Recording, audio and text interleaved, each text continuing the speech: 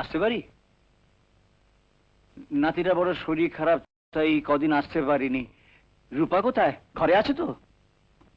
যাই বসি গিয়ে, সময় তো এগিয়ে এলো। দাঁড়ান মাস্টারমশাই, আপনাকে আর কষ্ট করে ওপরে যেতে হবে না। রূপার জন্য আমরা অন্য মাস্টার ঠিক করেছি।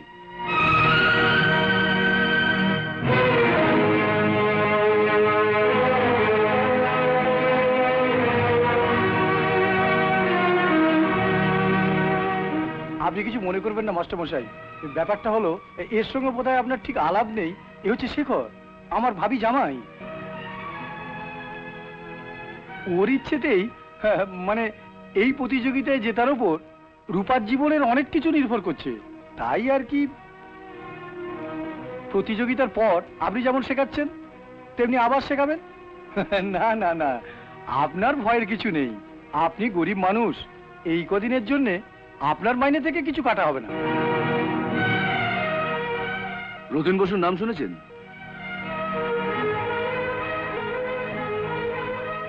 রথিন বসু? চিনলেন না তো? চিনবেন কি করে? আপনার তো এইটুকু গন্ডি। আরে রথিন বোস হলো কলকাতার নাম করা একজন সঙ্গীত শিল্পী। উনি তো দয়া করে রাজি হয়েছেন রূপাকে গান শেখাতে।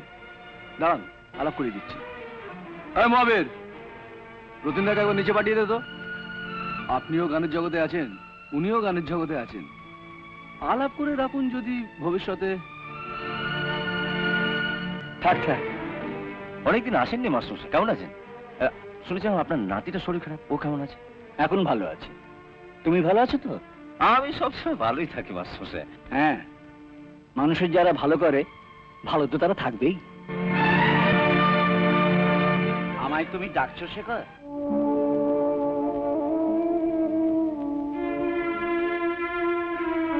কাইন্ডলি একবার নেমে আসুন না।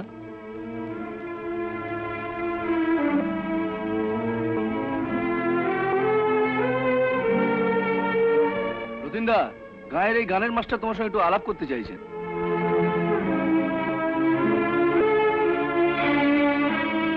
মাস্টারমশাই, আপনি এখানে?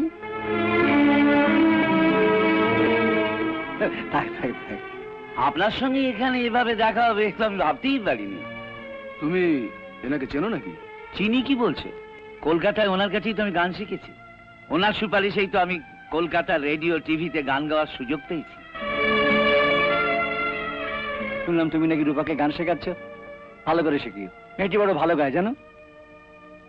ইনি রূপাকে গান শেখাচ্ছেন মানে? ও ও না না, মানে আমি তোমার বাবাকে বলেছি। ব্যাপারটা হচ্ছে কি, মানে এই যে কম্পিটিশনের ব্যাপারগুলো, এগুলো এগুলো ঠিক আমি ঠিক বুঝি না।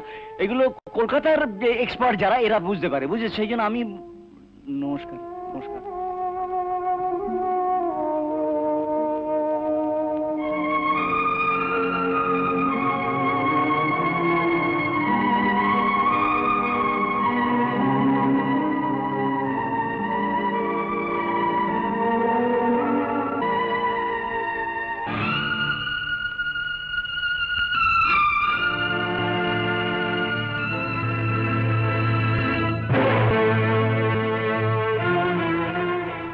তোমার এই বুদ্ধিমান ভাবি জামাইয়ের পরামর্শে তোমার মেয়ের মঙ্গলের জন্য তুমি মাস্টার পাল্টালে বাবা। এবার এই অপদার্থ ছেলের পরামর্শে তোমার মঙ্গলের জন্য এই জামাইটিকে পাল্টাও বাবা, তাহলে পরে তোমাকে পশ্চাৎ হবে। এই বলে দিলাম।